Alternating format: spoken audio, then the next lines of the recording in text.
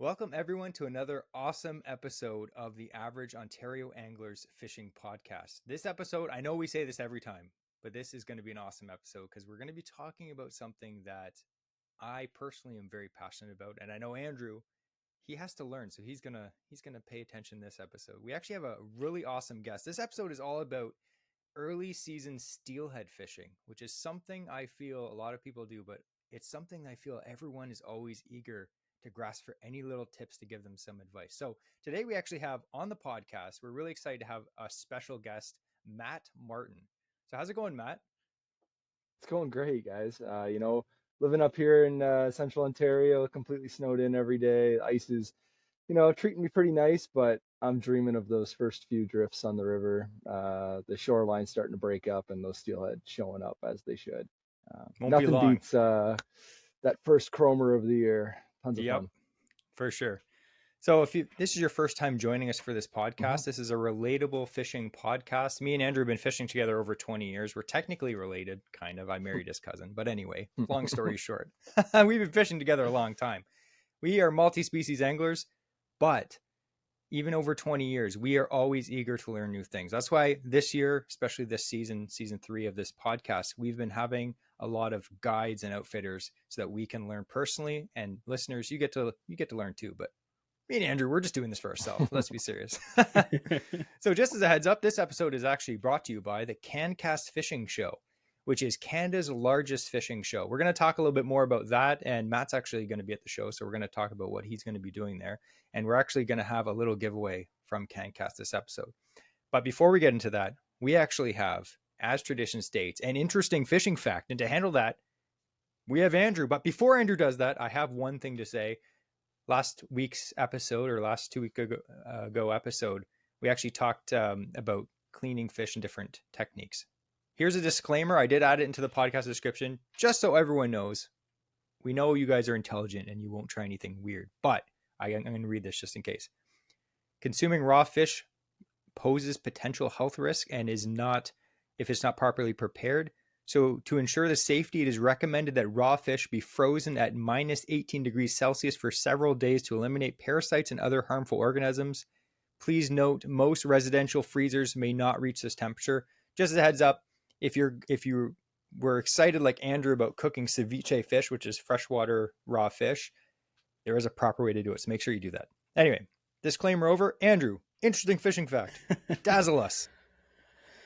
Well, we're excited we're talking, kind of fresh open water. And then a little bit later, I know there's a lot of our listeners, they're excited to go back on the kayaks and the canoes, a small watercraft. We're all excited about that. And I wanted to go into a new form of kayaking and to see if it will actually assist us when it comes to fishing or not. So, first of all, a couple different things, a couple different types of kayaks. There's a variety. For people who don't know, there's recreational kayaks. They're usually wide, stable. They're great for, slow water, lakes. There's a touring or sea kayaks. Those are super long, really narrow, built for speed, big open water. There's whitewater kayaks. They're much shorter. You can maneuver like in the rapids.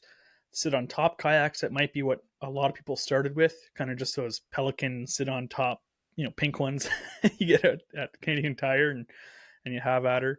Inflatable kayaks, again, really portable. Ones that we love is fishing kayaks, right? There you get all the little bells and whistles, all the attachments that you can mount all your fishing equipment to it. So there's a variety of different uses for each of these different kayaks. Now, have you ever heard of squirt boats or squirt kayaks? Oh, sounds You might gross. think, oh, well, I had a leak in mine and it was kind of squirting out. Like, well, that's kind of what we're going for here. This is very new to me. I had to do a little bit of research on it. Um, the sport is called squirting, and or squirt boating. It's an advanced form of freestyle kayaking where paddlers intentionally submerge themselves underwater to perform spins, flips, and fluid maneuvers. The kayak itself, the boat, is called a squirt boat. It's very narrow. It's a low volume boat, which means it has very little buoyancy. Designed to sink extremely easily. Made from lightweight materials like fiberglass or carbon fiber, and it allows it for, it's very sleek looking too. So these things, they can like rotate underwater without a whole lot of drag. What people do with it is they call it the mystery move. This is when they go underwater for 10 seconds, 15 seconds at a time, usually in very heavy current, like big eddies, below rapids and stuff like that. They're intentionally going underwater and performing these like tricks and spins and stuff called the mystery move before they resurface again. Now, I don't like flipping a canoe. I don't like intentionally going underwater, or at least unintentionally going underwater when I'm in a boat. How do you guys feel so far? Is this something you would want to try? I tried, I guess. That's probably the best response. I have a couple guests that may be already experienced at that with me. Rafts, sometimes get a little tippy when we're going down the river. So these things, it blew my mind. If you look at videos of it, unlike traditional kayak, again, fishing kayaks, we might even have motors or foot pedals. The traditional one, you have like a double-bladed paddle that you can kind of use to move around very efficiently. These things, they have hand paddles. It's these plastic paddles they strap to their hands. They basically look like a seal sitting in a tiny canoe, and they're just like underwater spinning around. The crazy thing is, again, their goal is to stay submerged in really strong current, which again is just, that's the last place I want to be underwater too, is in current, in like eddies, being tumbled around. That's what they're going for. So I decided to ask AI to see if it could come up with any ideas as to, can you combine squirt boating and fishing? And I just want to read some of these options that it kind of proposed, and I want to get your guys' opinions on if you think it's viable or not. This is really to determine how good AI is at guessing where our sport of fishing is going in the next few years. Potential applications: the stealth approach. The ability to move underwater quietly could allow anglers to get close to fish without disturbing them. Ideal for clear, shallow rivers where fish spook easily. First thing into my mind is, if I want to approach quietly and are being spooked by, fluoro line and a light approach, I doubt arriving in a small boat underwater right in their face is probably not a stealth approach. Yeah, Another one, yeah. Another one it proposed is unique underwater scouting. Paddlers could observe fish behavior, underwater structures, and habitats firsthand. I know that we can't afford it, but a lot of boats out there with live scope. It's this great new product which allows you to see underwater without submerging your whole boat. Or just goggles. You could just go snorkeling if you really wanted to. The third area it suggests could help in fishing is access to hard to reach spots. Navigating submerged areas like tight channels, under logs, or beneath overhanging vegetation. Just like a marine Yeah. frogman crawling through the bank at night, popping up, sneaking up on the fish. Except again, you're strapped into Yeah, a true. stiff kayak. The last place I want to be is, yes, I'm going to wedge myself under this log because I want to see if there's fish here. It did, to AI's credit, it did say list some challenges for fishing. Limited storage for gear due to the kayak's sleek design. That's true. That's a big one. It also mentions it would be difficult to cast or manage rods while submerged. That's unfortunately true. And it also does say that it would be primarily suited for scouting rather than active fishing. So unfortunately, I don't think that the squirt boat is going to replace our regular fishing kayak. It is a cool sport. When you watch videos, kudos to the guys that love doing this, guys and girls who love doing this. It's cool to do it, to see it done. But I don't think it's going to break into, the new kayak edition for bass tournaments, and one guy shows up in a squirt boat and I'm going to win a tournament by finding that 10-pounder on my own. I want Andrew to buy one of those now. I absolutely will not. Dang it, Andrew. Where's your sense of adventure? Andrew's interesting fishing fact about weird boats. Pretty cool. Speaking of weird boats, it's not really a weird boat. If you follow us on Instagram, which I obviously recommend you do, we posted a post about me and Andrew checked out the new Legend boats, the Pulse 10, which is it's such a weird boat. Check it out. And by weird, I mean weird cool. It's like this little plastic 10-foot boat, but it's like super wide. Me and Andrew are both in it in the pool. We actually snuck into at the boat show into the pool. It's funny, if you look like you know where you're going, no one stops you. Pretty nice. But anyway, we checked out that boat. That post actually is going, it's got a lot of views. I was surprised. I was like, oh, I don't know if this will do good. And everyone's commenting and stuff. So definitely check that boat out. I'm hoping that we get to use it this year. What do you think, Andrew? I think it'd be cool. I think we should legit go to Legend awesome and be for a like, day trip. let us borrow this boat for a week and we'll get it dirty for you. Anyway, check that boat out. That just reminded me of kind of like Andrew's weird little boat thing, because this is a weird little boat, but I want to fish out of it. But anyway, so as I mentioned, this episode is all about early season steelhead fishing. Now, again, right at the time of this recording, by the time this comes out, it'll be pretty much like right in line when everyone's itching to get out. It'll be late February, and generally that's when everyone that is a serious hardcore steelhead guy maybe has already been out at that point, but it's when it's go time, right? So we're really happy to have Matt Martin on. Why don't you explain, Matt, first, kind of your credentials? Like, why are we talking to you? I don't know. Why'd you guys bring me on? I have no idea. Yeah, as stated, my name's Matt. I own and operate Smooth River Guiding. I'm a full-time fly fishing and conventional fishing guide found in central Ontario. But for steelhead, I go where the fish are. So that means as far down south as Mississauga, and out east, the eastern tribs, and up north to, my favorites like the Big Head and the Nottawasaga. I'm all over the map, going wherever rivers, are wherever the fish have shown up first.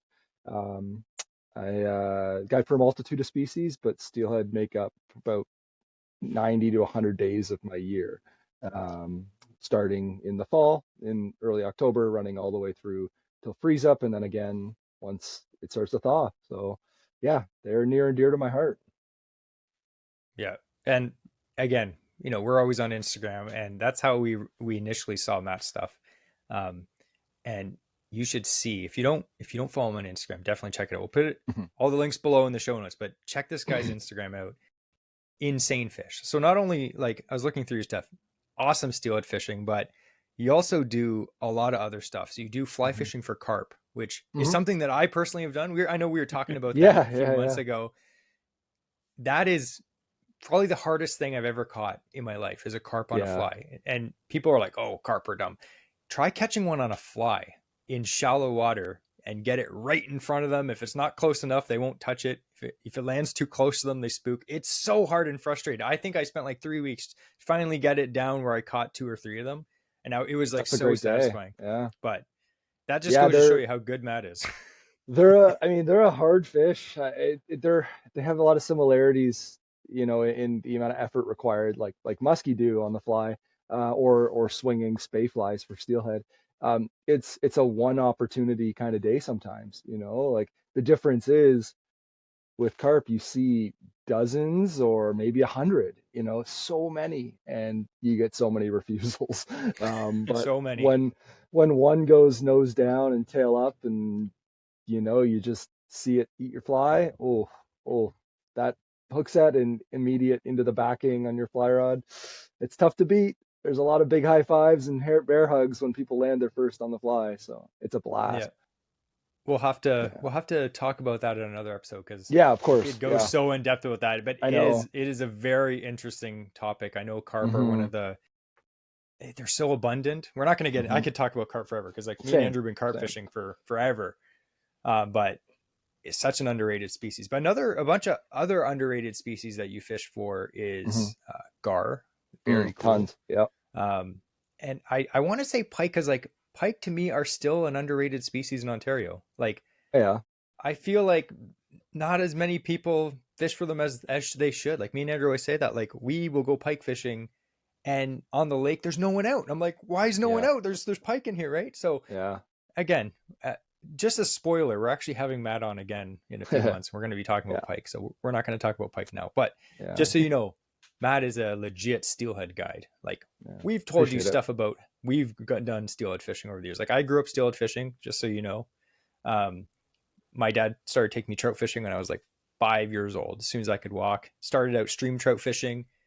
It graduated when I was like maybe 12, 13. I bought my first noodle rod. Back in the day, that's what we had. We had noodle rods, right? Yeah. And then, center pin, all that stuff. I've been doing that my whole life. Kind of gotten out of it the last few years. I try to get out once or twice a year, but not like 100 days a year like Matt. So we're really excited to hear all these tips. And Well, I want Andrew too to get onto his first like float fishing steelhead this year. Yeah. I should clarify. I only get out fishing for steelhead about once or twice a year, but I take people out about 99 times Oh, a fair. year. So I wish I got out 100 days a year, but I guess it's kind of one and the same. I'm really good with a net by now. Yeah. But getting people on fish a Mhm. lot of the days of the year, that's something, that's the information that we want to know, because people listening Yep. to this podcast, me and Andrew ourselves, we want to absorb all these tips so that when we get out, we may not get out 100 days a year fishing for one species, but even if we only get out a few times for that Mhm. year, tips like this from guides and experienced anglers, it's gold. It's money in the bank. For sure. This is pretty much like an audio guided trip that you don't have to pay for. It's pretty awesome. Pretty Like, much. that never happens. Just play it next time you're on the river while you're fishing. Yeah. We'll put in So- some nice like water sounds in the backing track. And No, then I'll have to pee. I'm just gonna say in the background, just say set, mend, set over and over again, just to remind you. Hey, we're not those fly guys. I don't know what mend means. Just kidding. Oh yeah, we'll talk about it. It's important in pinning too. I was gonna say, I was talking to the guys at So Fly. That's another awesome Ontario fishing podcast. Those guys fish all Definitely. over the place, but they're fly guys. Not that I'm going to hold that against them, but we may actually have a podcast with them coming up. So I hope I don't Sick. regret that. It's pretty chill, guys. Just kidding. I know you know them, so. Oh yeah, definitely. So anyway, I thought we could just get into the topic. And again, we're not going to Love it. really cover this episode like the basics. If you're Mhm. looking for the absolute basics, I'll link down below in the show notes some of our other steelhead float fishing for beginners podcasts. If we have to cover everything, the podcast's like 3 hours long. So we're just going to talk with Matt about the legit juice and not really cover the basics. And again, if you have any questions, you can obviously message us on Instagram or on our Patreon. So I thought we could talk about first understanding early season steelhead. So I know we're not going to really get into this because this is a big argument with a lot of people, but what is a steelhead? What is a steelhead? I mean, technically speaking, it's a anadromous, rainbow trout that lives in the ocean and swims up coastal rivers. Our fish are patadromous, which means freshwater lake to freshwater river. So you could argue called steelhead. You could argue they're rainbows. I mean, in the end, they're all what's called Oncorhynchus micus. I mean, it's the same species of fish, regardless of how you look at them.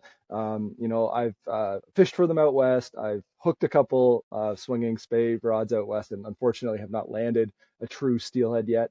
But I'll tell you, the ones that we get here pull just as hard from my experience. And sure, they might not get to be 25, 30 pounds, but people are celebrating 12-pound fish out on the west coast as much as they are here. So yeah, they're awesome. They're a fantastic fish that's readily available. If you go out west, you go for a week, you hope to get one. Here, if we're not getting one a day, I'm incredibly surprised. If not, sometimes one per pool. We have a large population of wild fish and stocked fish found in all the Great Lakes. And the best part about them is they are so easily accessible. You don't need a boat. You can go out, buy a rod and reel, pair of waders, or no, just rubber boots, and hit the creeks and probably get into some world-class rainbow trout. That has to be the most scientific, most accurate answer I could have hoped for on that question. I challenge anyone listening to be like actually, he's incorrect. No, that was bang on. That's what a steelhead is. You just know there's Yeah. some guy in his parents' basement just like, no salt, no steel. Yeah. Oh like, yeah. We I don't just care. call them exactly. I don't Yeah, know. who I've cares? had plenty of guests that have traveled the world, and I had one guy this year who 2 days before he was fishing for steelhead out on the west coast, and then a couple weeks before he was fishing for rainbows in Argentina, and he's like, the fish here are equal quality to these. It's sure there's no mountains in the background, but he's like, I'm 45 minutes from home, like, and we're catching 8-9 pound rainbows. And he's like, they are what they are, and they're fun. That's what they are. So yeah. Ontario truly is world class fishing. Like I know Hmm. me and Andrew live more down in the city area on the North Shore of Lake Ontario. So we're in the city, but even in the city, like you're surrounded by world class steelhead fishing. Like I can literally from my house, there's a creek 5 minutes from my house that way, 10 minutes the other way, and there's steelhead in it, probably right now. Like Oh Mhm. you yeah, know what I mean? definitely. Like it's crazy, and all over Ontario these fish, and they're readily accessible, like you said. And again, it's popular because you don't need a lot of fancy gear. You could set yourself up for maybe $200-300 and go out and catch a giant rainbow trout. It's crazy. Yeah, for sure. So anyway, Yeah. we talked about what a steelhead is. I just wanted to get that out of the way because I know there's going to be one guy that's like, it's not a steelhead because it wasn't from Hmm. the ocean. Like, I don't care. Well, we just had to cover that. So I thought we could just kind of cover like the season. Like as we mentioned, it's late February, Hmm.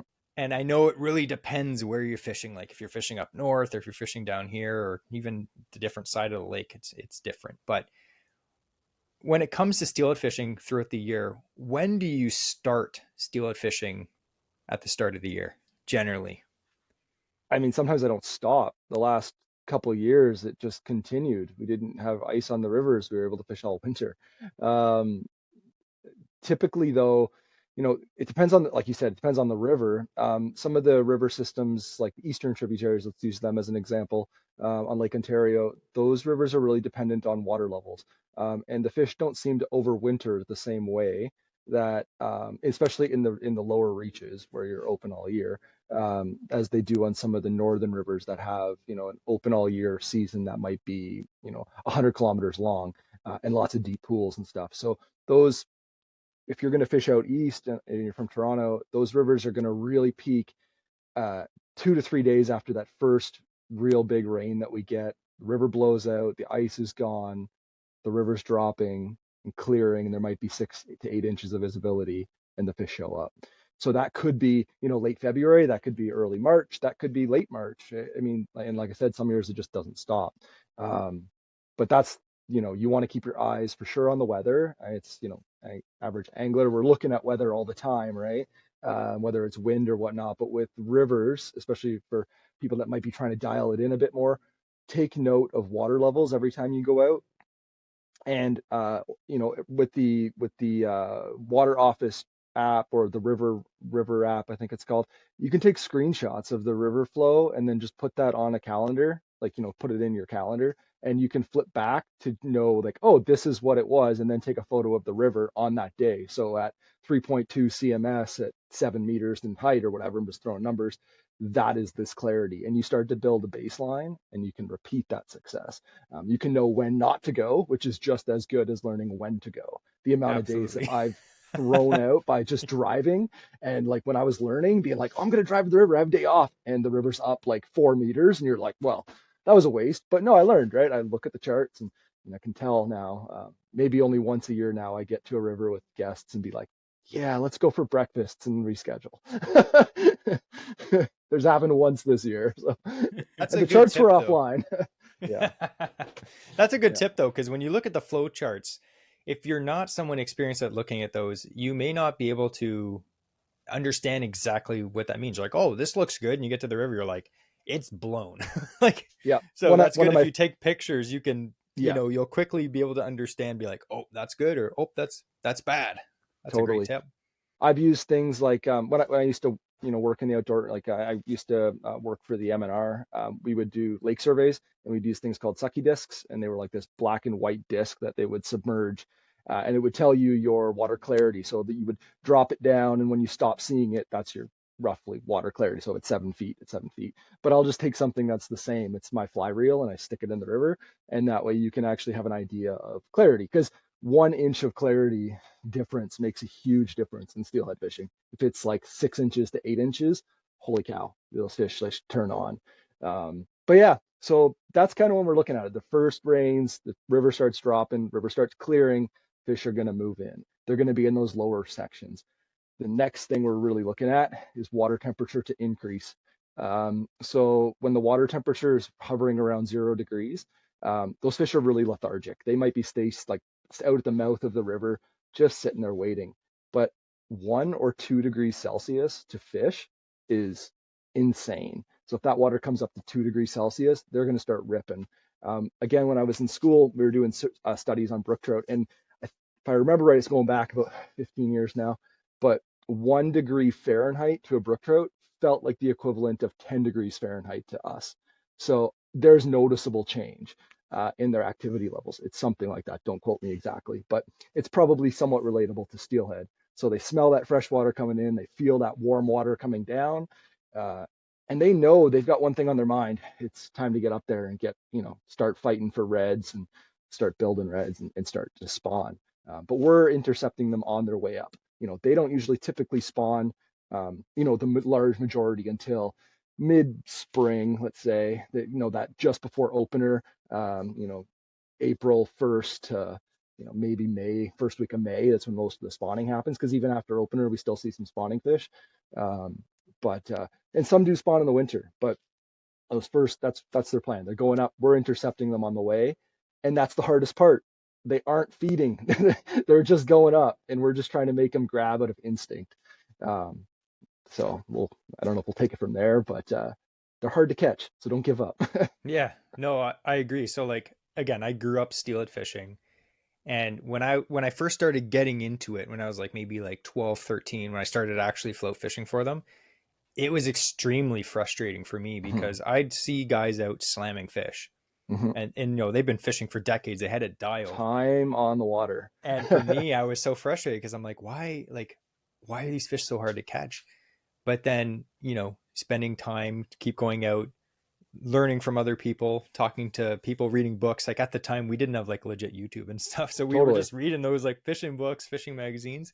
And Totally. then it clicked one day, and just everything kind of made sense to me. And I started consistently catching fish, not like slamming them like Matt does, but it does take some time to get that down because there's so many different factors at You play. Like you're dealing with like all this stuff, like temperature, current, shot patterns, size of bait. Like it is for a beginner, it can be very frustrating. So totally. we're gonna try to talk to some tips about that today so that it doesn't seem as intimidating. Because like look at Andrew, like he needs all the help he can get.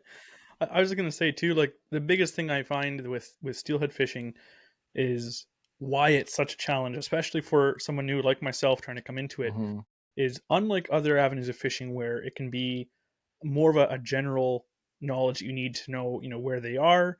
You need to know, what lures to use, presentation, stuff like that. When it comes to steelhead, when they're in the creek, they're in pools. Sometimes you can see them. It's 99% presentation of your bait. That's what 100%. makes you Yeah. catch them. Yeah. And for me, like that's something that you have to get perfect to be really accomplished at it, like Matt here.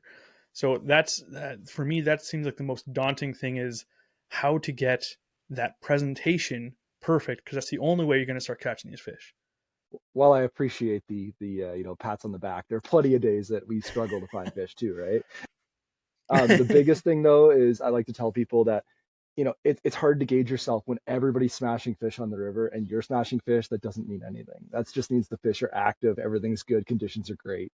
What really starts to show, to me, indicate that you figured it out is when everyone else is struggling and you manage to get one, you know, one or two. You're kind of figuring something out here. If everyone else is say, zero, none around.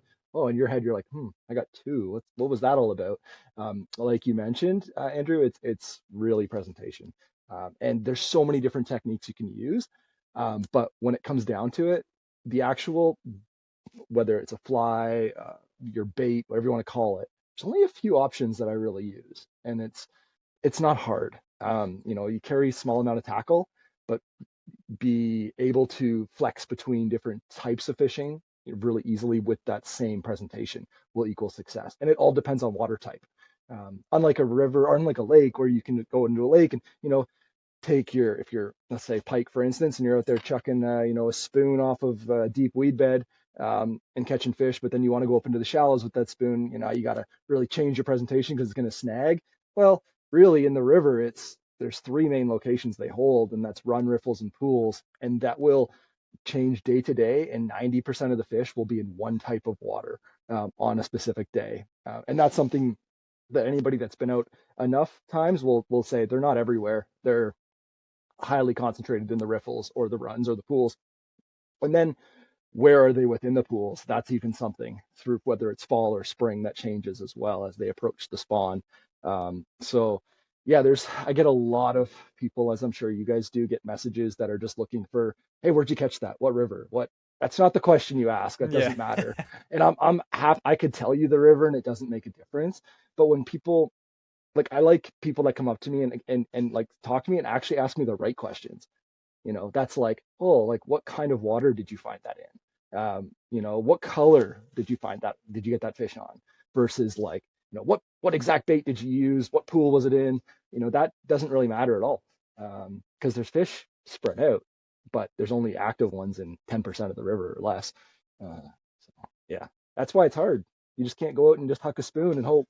Really, I mean, sometimes you can, but Yeah. a It's lot of like the with anything, right? Like some yeah, days you could fish for any species and be like, oh, this guy first day muskie fishing catches a yeah, muskie off his dock, totally, and then never do that again.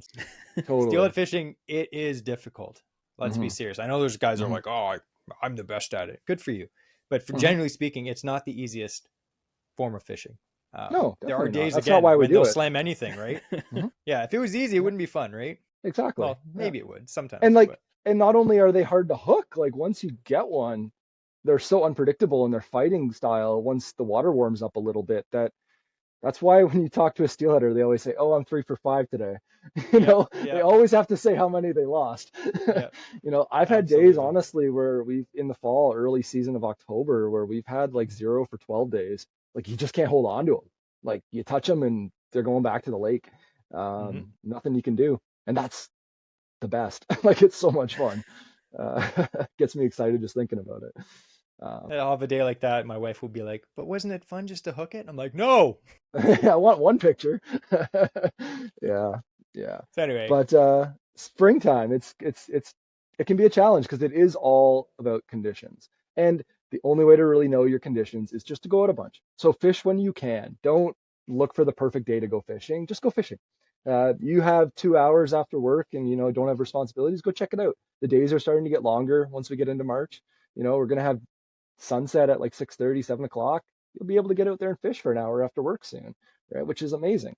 Um, just get out and just take note and watch the river. Like check the river report every day. If you're really going to be a diehard steelheader, it's whether you're fishing once a week or twice a month or 5 times a week.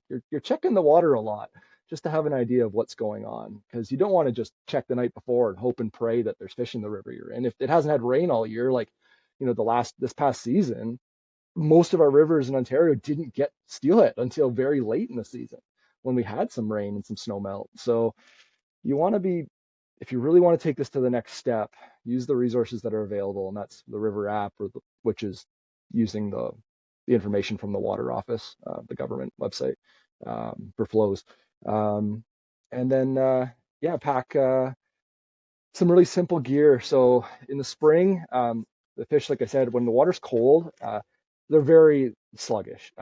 So if the water is 0 to like 2, maybe 1.5 degrees, I find those fish are going to be in pools. They're going to come into those first few pools on the river and they're going to stage up and they're going to be really dense, like really dense in those pools. Sometimes if you have a clear low day, but there was some rain before, it's nothing to see dozens and dozens of rainbows or steelhead packed in there together. Um, doesn't mean you're going to catch them by any means. Makes them hard. So those really slow froggy pools, even though they can, I say froggy pools, frogwater pools, really slow moving. Um, the fish can pile up, but they see everything coming down. They see your float plopping upriver.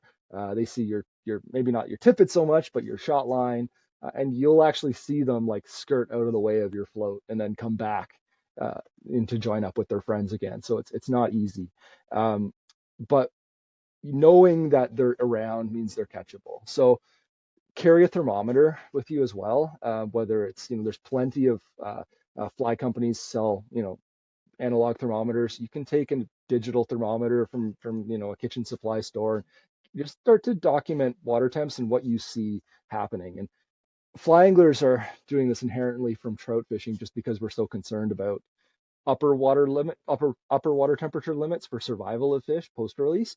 But when I'm seeing like a 0.5 degree temperature change on a river, I get all excited. It's similar to, if you're a pike fishing and the main lake's 40 degrees and you find a back bay that's 55, you're like, oh, they're going to be in here, like no doubt.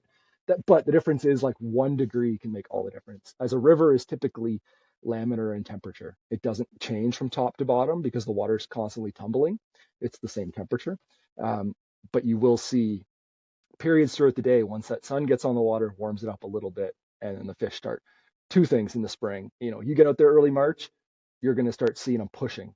And those fish pushing through the shallows, up the riffles, just flying up. And they're not even stopping.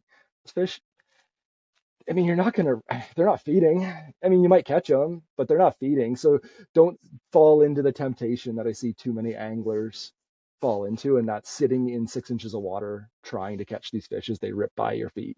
Not by snagging, but trying to hook them in the face. The fish aren't eating, and we use the term flossing and all that, but it's very common to see in the spring because the fish will push into those shallows when in the fall that's not where they hold. They shoot through those shallows and hold in the deep water or sit in the 4 or 5 foot deep runs. In the spring, they're going to go up into those riffles for one of two reasons: to get upriver or to start spawning. And one of the biggest things I teach anglers when we're fishing in the spring is not only reading water, so how to read a pool, a riffle, a run, how to set up your rig, but how to identify spawning beds or reds, and when not to target fish. Like, it's not worth beating up on a fish that's literally providing for us in the future. And most of the rivers that I guide on are almost 100% wild fisheries. The Georgian Bay rivers that I guide on, they don't have stocking except from some stray fish that have come from fish farms.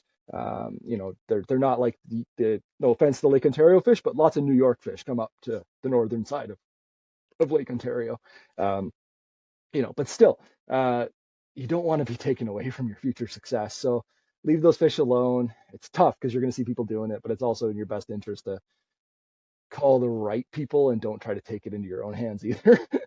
I'm sure we've all seen people try to get up in each other's face on the rivers. It never ends nicely. Just Yep. teach your friend that's wrong and move on type thing. Because it can be sketchy out there sometimes. Depending on the creek, yeah. Yeah, exactly. I don't want to name drop creeks too much while You're I'm not on talking here, about but the Eastern Tribs, are you? we all know, right? One starts with W, but they get great runs of fish, and if fish ethically, you're gonna have an absolute blast. The fish will eat, unlike Chinook salmon that enter the rivers and just don't want to eat at all. Steelhead will, if presented right, and you find the active fish, you'll catch them. Like, how many do you need to catch in a day to have a great day, right? Like for me, one a day, fantastic. You met my expectations, but I'd be lying if there wasn't plenty of days a year where we're catching 12 to 20. I think we had one day 2 years ago that was like 57 in the fall landed, right? Just like incredible. And you just got to be thankful you were there at that time to experience it, but don't expect that. Like when you're dialed in, I expect one fish a day. That's kind of where I'm at now. But I hope for more. Yeah. I would say with Andrew, whenever we go, usually muskie fishing, but also steelhead fishing, if you catch one, that's amazing. If you catch Yeah, two, it's the best day awesome. ever. And if you catch any Yeah, more than that, it's just like, yeah. being spoiled. what the heck's going Yeah, on? and there's days like that day where we caught like 57. It was with two anglers. If it was me and a friend, we probably would have called it earlier. We probably would have been like, yeah, I think we've caught enough. Like we could probably dip. I don't blame them for wanting to smack the fish pretty good, but that comes into play though. Then when you're catching a lot of fish, is taking care of those fish too, like making sure you have a net. And gone are the days of when I was learning to steelhead and that was just banking fish. We were, taking our noodle rods and dragging fish up the bank, unhooking them and kicking them back in the river. And while I still see people do that, it's obviously not good for the fish. So get yourself a good deep basket net with fish friendly mesh, and keep them wet as much as you can. It's a saying we all use in fly fishing a lot: keep them wet. There's a lot of research out there that shows 10 seconds of air exposure can reduce spawning success by 90%. So, you know um, there's a lot of things we can do better as anglers, and one of them is choosing the right fish to target, and then caring for the fish once we actually catch them. It's a weird hobby, eh? Like, like we're purposely sticking these things in the mouth with a piece of steel, but we want to baby them and like let them go, and We're doing it's it pretty because we funny. love them. Yeah. And we want to Yeah, look after it's them. every time I say it, I'm like, people that don't fish must think I'm a weird, like really psychotic. Hey, we fish and we But think you're weird. Just yeah, exactly, right? kidding. Yeah. No, So agreed. yeah, We'll talk a we little bit more about fish handling care sure. in a few segments, but yeah, I Yeah, yeah. totally agree with the net thing. Hmm. I've said that I always have a big wide body wading net, Hmm. which we've actually gone through maybe two of them Sure. over the They years. usually break during Yeah, you salmon lose season. them, you break them, Yeah, you leave them on the bank. You're all yeah, excited. You just caught a giant. You walk to the next pool, and you're like, oh crap, that's yeah. gone. Oh, yeah. You Yeah, have to walk all the way back. Like, oh, I forgot the yeah. net like 2 miles Someone back. else took it. Yeah. But I tell you, not only is it good because what we'll do is we'll have the fish in the net in the water as we're unhooking it, lift it up for a quick pick. Hmm. Half the time, like I don't want to sound like I don't care anymore, but like if it's a smaller fish or whatever, I'm not even gonna take. Why would I take a picture of it myself? I've caught enough of them in my life that I personally am fine. But if it's a big one, yeah, I'll hold it up, take a picture, put it back in the net, and then let it go. Um, but I can't tell you how many fish that I've caught because of that net. Like that, just like Totally. the hook Yeah. pulls out right there, Yeah. and if I was trying to grab it, it would be gone, and it was Hmm. in the net. So many times And with Andrew too, like it goes in there just as the hook comes out, and you're like, "Thank the Lord." hmm and it reduces fight times. Like a lot of these steelhead fights, we're now landing these fish. Like I think when I was growing up fishing with, the people that taught me to steelhead, it was pretty common to be fighting a fish for 5 minutes or more. Most of our fights now, like we're running heavier tippet than we used to, because with the advances in fluorocarbon, tippet diameter is more important than tippet strength. But you can get like super skinny tippet that's still like 10-pound test, and you can get these fish in like 30 seconds to a minute. Like we're getting them in quick, and with a net that makes it possible. If you're trying to tail them, like good luck. You touch their tail and they rocket off another 20 feet, right? But a net, like you just pounce on them, and you do land more fish. That's a great point. Yeah, Yeah, everyone that's should have one. funny. Absolutely, that's funny. Just mentioning that. So one of the first float rods that was a noodle rod. I had an Hmm. old St. Croix Wild River Yeah, ultralight sure. noodle rod, rated 2 to 6 pound test. Like his Hmm. fluorocarbon didn't exist back then, or at least it No. wasn't popular when I started anyway. Hmm. And guys would regularly use 3-4 pound mono Mainline. and Yeah. fish for these fish. And I remember that time, Andrew, we were going sucker fishing, and Hmm. I brought my noodle rod out. I dusted it off, and I hadn't used it in literally decades at that point. And well, I'm not that old, at least 10 years or more. And we were catching like 2-3 pound suckers on it. And I was Hmm. like, I don't know how we used to catch steelhead on these, because even those big suckers, I'm like, they're pulled, like I can't move the thing. The rod's bent Yeah. all the way down to the cork. And I'm like, I'm so glad that fishing has advanced to the point that, yeah, you Hmm. can use heavier tippets, you can use slightly heavier rods, you can get the fishing quick, Yep. and you're not Yep. fighting them to death on a noodle Yep. rod. Yeah. So Yep. anyway, that's my For noodle sure. rod rant. It's actually right here. Oh, That's awesome. noodly. I've got I my like I've noodle. got my first one too. I still sometimes break it out. It's You fun. can't break them. They're No, I literally know. noodles. um, so just to kind of summarize that last Mm. massive point, we kind of, we're talking about a Yeah. lot of random Right. stuff, but steelhead fishing is not easy. It can be, but most of the time it's not. So don't get discouraged. There's lots of things that you have to learn to be successful. Water, presentation, technique. Don't worry. It's not going to happen in your first season. It may not happen in Mm-mm. your second season, but keep Yeah. going. You'll eventually catch fish. And like Matt said, like it can be complicated, but we're gonna try to dumb it down for Simplify me and it. Andrew. Yep. So For sure. And if you so No, take it's. notes now, you might get it down pat after this episode, though. Hmm. yeah. Hmm. Totally. Just one post-it note just Yeah. says, I'm dumb. Just kidding. I thought we could talk. We kind of talked about gear a little bit, but I thought we could kind Yeah. of talk about gear, because you must get this all the time, but on Instagram all the time, usually in the spring, we have a steelhead fishing video on YouTube that has a fair bit of views, and all the time people be like, "What rod should I get?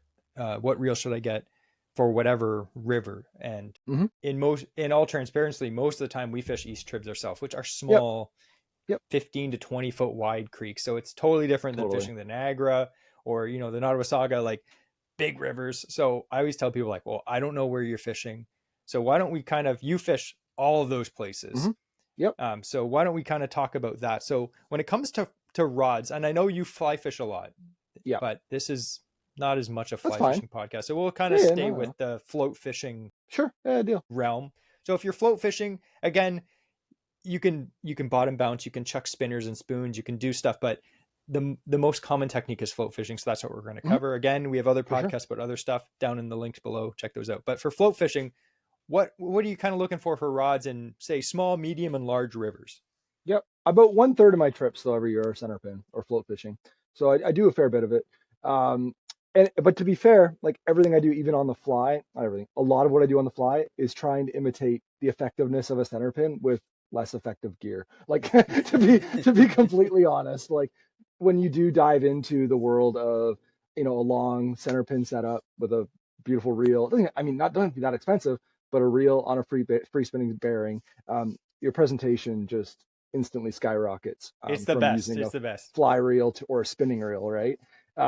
So yeah, so if you're going to talk about small creeks first, you mentioned that line rating like 2 to 6 pound.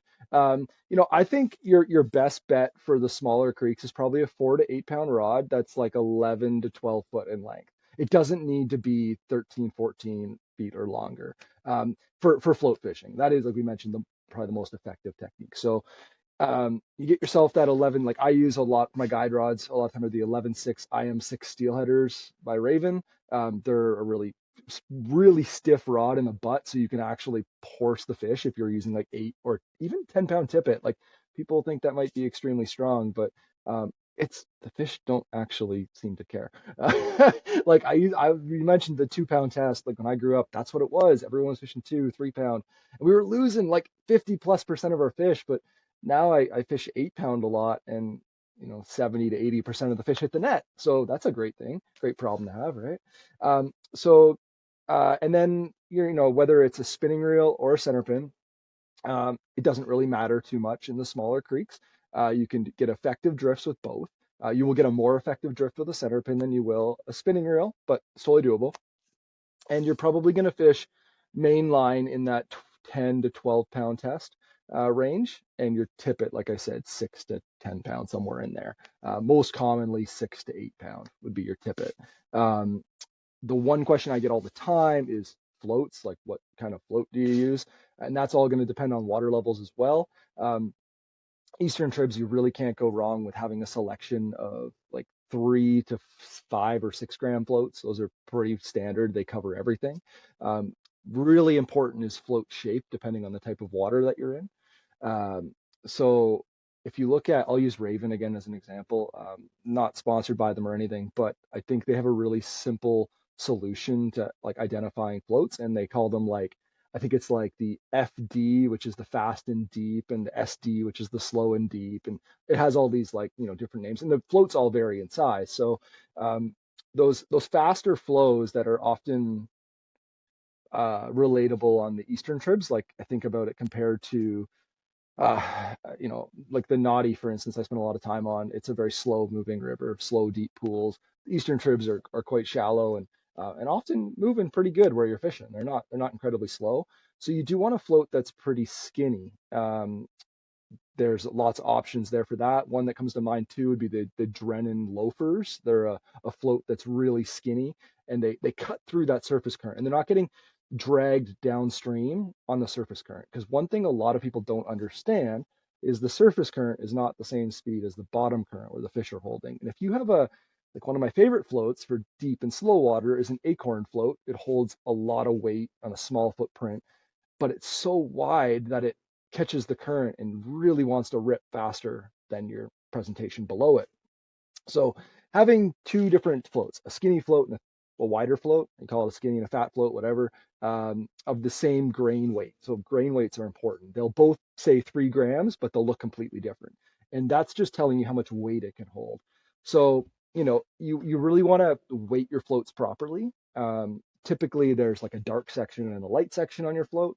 You want that light section being exposed and the dark section like underwater. You don't want to see, you know, 2 inches of your float sticking out of the water. It's not going to be sensitive enough to decipher some of these strikes.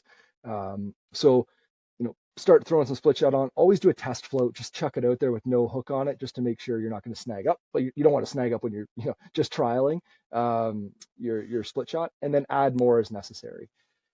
Where it gets really complicated is going to shops and seeing how many types of split shot there is and how many sizes of split shot and shot patterns. Like you said that word, and that just makes me cringe. Like shot patterns, it's like everybody's got their own, and yours is better than mine, and mine's better than yours. Like Yeah.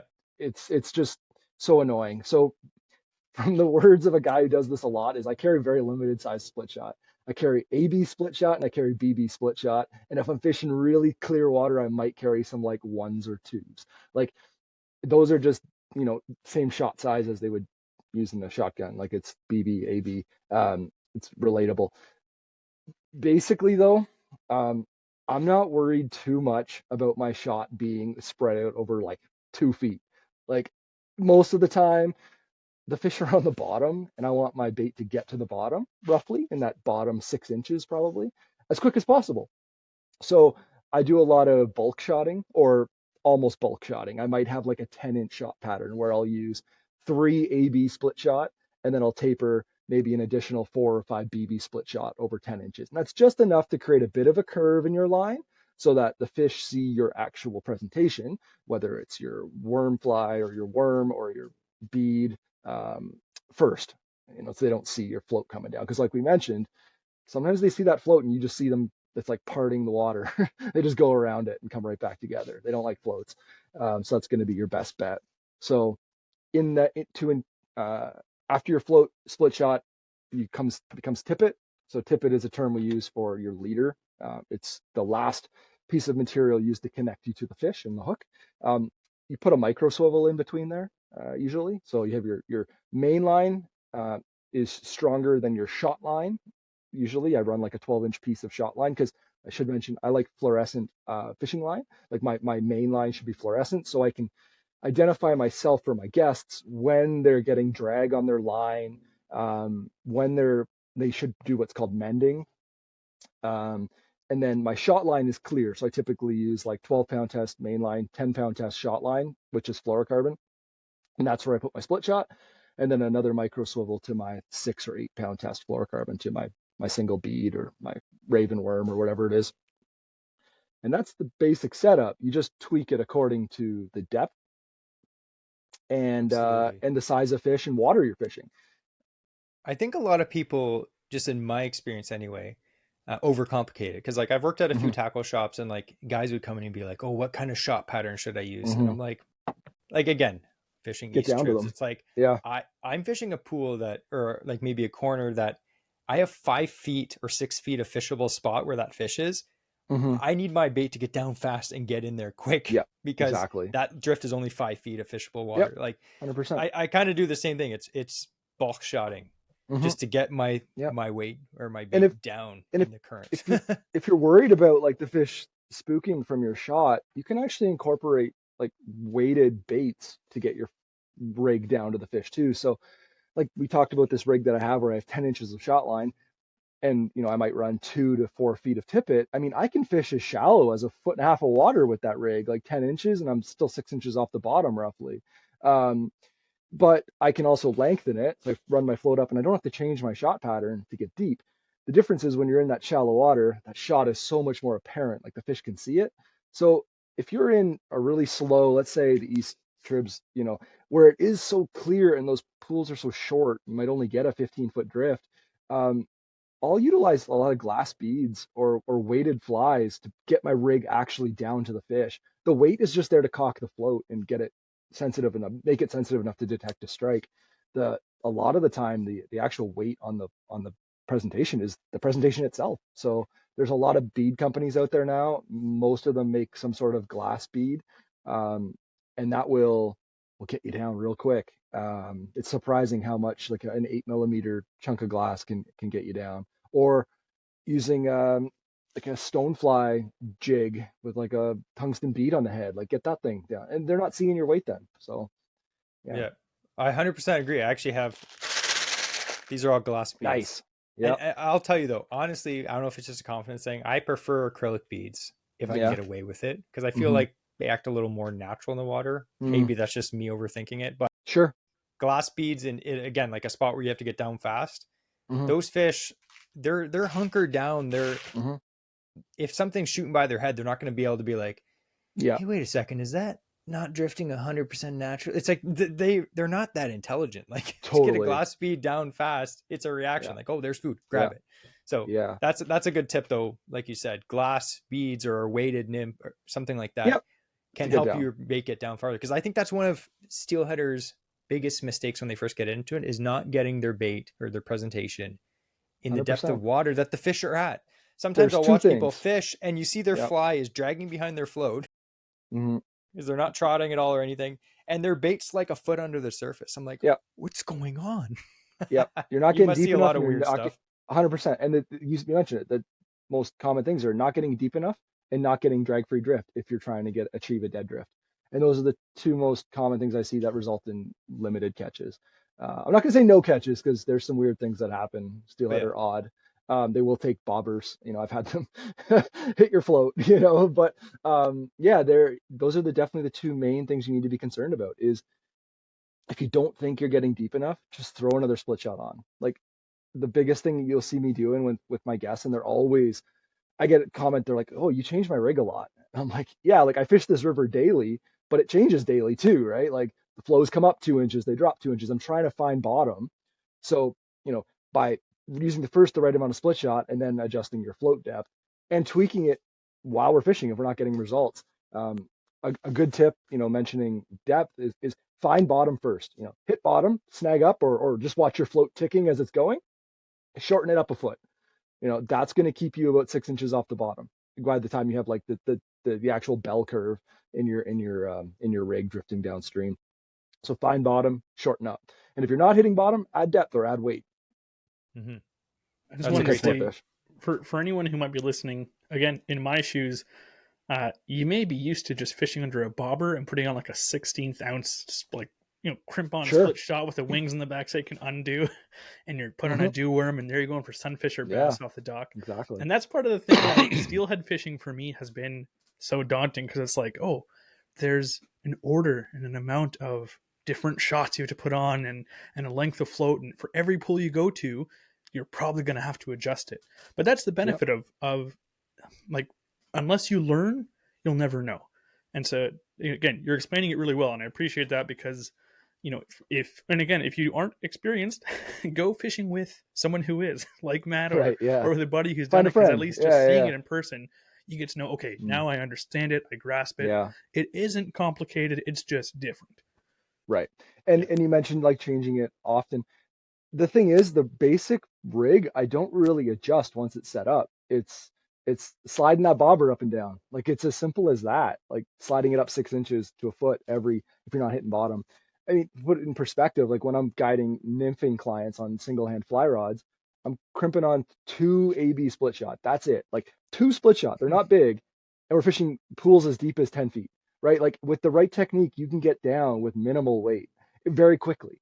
Um, and that will also fish very shallow effectively. So yeah, there's once you get it set up and you find out how simple it can be, you'll be blown away because there is a lot of misconceptions that it's going to be challenging, and what's challenging is just finding active fish. Um, that's the biggest part. You just got to keep moving, keep covering water. Yep. It's good exercise too. I'll tell you Great that. exercise. Yep. So Unless you we come kind out of with me and covered. I take you down in my drift boat, and then it's like Oh, pretty lazy. that sounds great. Yes, please. It's pretty lazy at that point, I tried except for taking me. my drift boat down Oshawa Creek, but Yeah. there's already Yeah. a few bathtubs in the way. So, Yeah. Oh yeah, so totally. speaking of the small creek fishing rod, so I'll tell you my setup is very similar to what you described. I have an 11.3 GLX. I think it's rated like 4 to 8, something like that, Yep, right? exactly. Perfect rod. Normal shorter rod. I grew up in the fishing these trips, so I like the shorter rod. I also have Hmm. rods I have a bunch of float rods. I have rods that Hmm. are up to 14 feet long, but Yep. the shorter rods I find for fishing creeks like that, oftentimes you're fishing like under a bridge, under a bunch of Hmm. overhanging trees, or you're walking through the woods. For sure. A shorter rod is so much less terrifying to Yeah. use in those Yeah. situations. And oftentimes the creeks aren't super wide. You don't need a 14 Yeah. foot rod. Some guys swear by the long rods in those smaller creeks. That's totally fine. Use whatever you like. But I definitely recommend, like 11 and a half foot rod is, in my opinion, perfect. Super 90% perfect. of the trout rivers or steelhead rivers in our area can be fished with a 12-foot rod, no problem. Yeah. So Excluding the Saugeen maybe in the Niagara. Like, those are different animals right? though. 12, Yeah. 12, 12-foot rods, no problem. Does everything. Yeah. Yeah. So kind of speaking not to the smallest creeks like we just talked about, Hmm. but for everything else except those giant specialty rivers, which we're not really going Yeah. to cover today, Yeah. what Yeah. would you say is But like the like best overall rod? If you could only have one length of rod and 12, action, 12-foot, 12-6, 6 to 8 pound, 6 to 10 pound kind of range, something like that. So like the Credit, for instance, like a medium sized river. A lot of people consider that as a big river, especially if it's the eastern creeks, but it's a medium river. It's 60 to 70 feet wide. A 12-foot rod will perform there, no problem. Keep in mind, like you have waders, you're not always casting, all the way across. Like go up to your knees if you have to get a little closer for your drift. I mean, you mentioned the Naughty is a big river. It's the Nottawasaga is not, in my opinion, a big river. Like a lot of it's nearly the same width as some of the eastern tribs. Like a lot of people fish it with me and they're like, "Oh, this looks very familiar. It's just a little bit bigger." Um, but the lower reaches of the Naughty are like the Saugeen. You're looking at 70-foot wide river.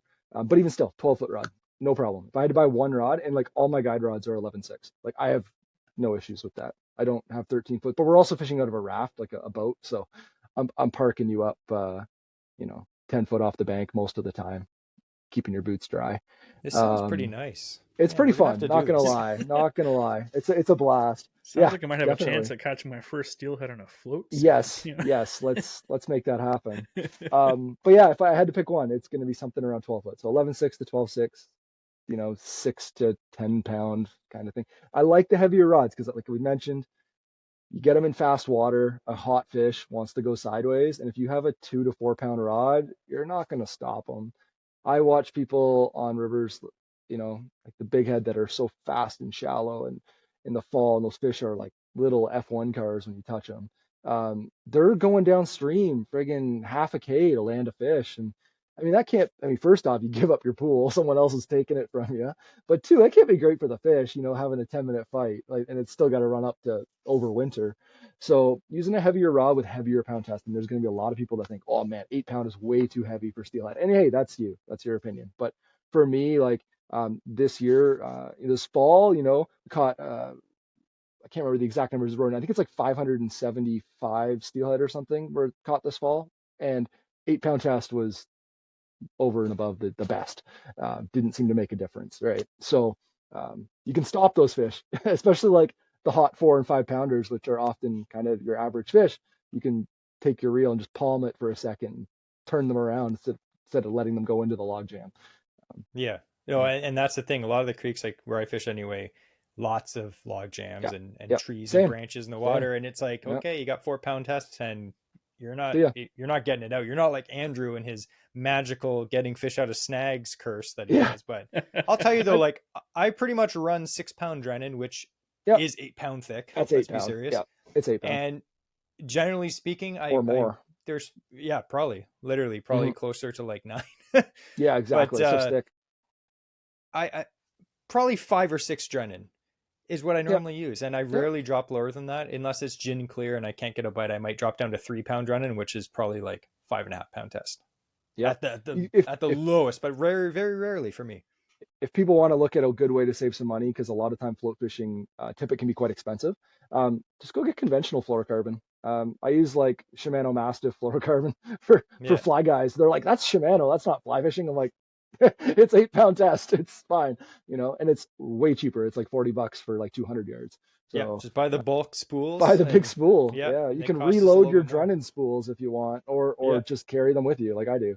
But yeah, you're right. Carry 8 pound, maybe 6 and 8 would be cover everything. And if you're buying regular tippet, if you're buying Drennan, yeah, 4 to 6, and away you go. And like Jesse alluded to, if you are concerned or if you want to have more success at getting fish out of tight spots, it does hurt to keep a horseshoe in the backside of your pants, but it can help sometimes. Andrew has Does that. help. Yep. He I actually mean, got a on that, tattoo I got a there. permanent impression now. I love it. On that though, like you can kind of, I mean, it's the right time to talk about it, but angling on these small creeks, it's not keeping your rod tip high and hoping and praying. There's a lot of rod angle pressure where you're Yeah, going to steer the fish. Yep. So when I'm telling people, this comes from my days of being a competitive fly angler. We don't want to fight a fish for a very long time because we would get points for every single fish that was caught. So it's all about landing them quick. So when you're drifting, if your drift is from right to left, your hook set's going to be towards the left, the downstream angle. Similar to muskie in a figure eight, try to hook him in the tail, right? Like it's a, a bigger target, right? Like you're pulling into the body.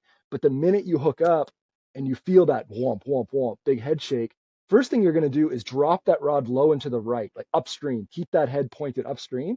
Because if they can't turn their head downstream, they can't go downstream. Fish can't swim backwards, right?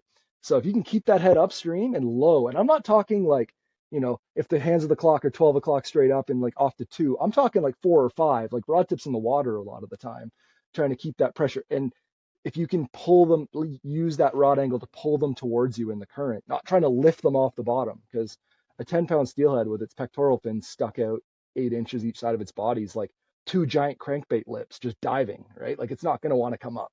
So if you can pull them from the side, you can keep them out of the wood pretty good with limited pressure. Like just keep that rod off to the side and uh, run up and down. Don't stand in 1 feet. Don't plant your roots. Like move with the fish. Yeah. I've ran Follow them. after more than a few fish over the years. Yeah. Try to keep them. If we're looking like the hands of a clock, like straight across the river is 12 o'clock. Try to keep them between 10 and 2. Like don't let them get upstream further than 2 o'clock or downstream further than 10. Try to keep them in there. You'll have a much better success rate. You'll have less line in the water, which means more success. Definitely. Okay, before we get too far into this episode, I thought we could talk a little bit about our giveaway this episode. We actually have 2 tickets that we're giving away to CanCast. We're actually giving away 2 tickets every single episode up until CanCast, which is on, what day is it, Andrew? March 30th.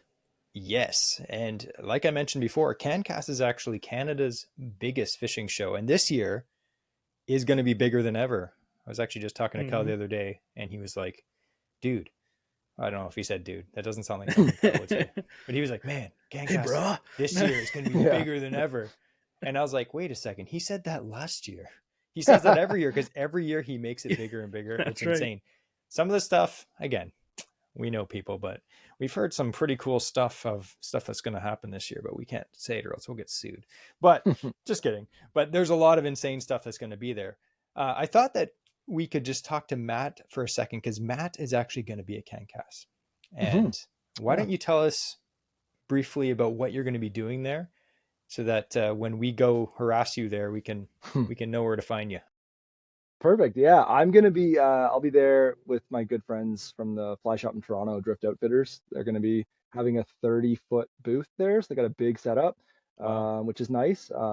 Also, I believe they're also having NRS, which is their raft, like their boat company, is also represented in the space. So they're gonna be there, and I'm also gonna be part of that. So there's gonna be, I don't know how many fly, or river focused people are gonna be there. So it'll be kind of cool to see who I run into, like whether they're previous guests or maybe new guests that come out on the rivers.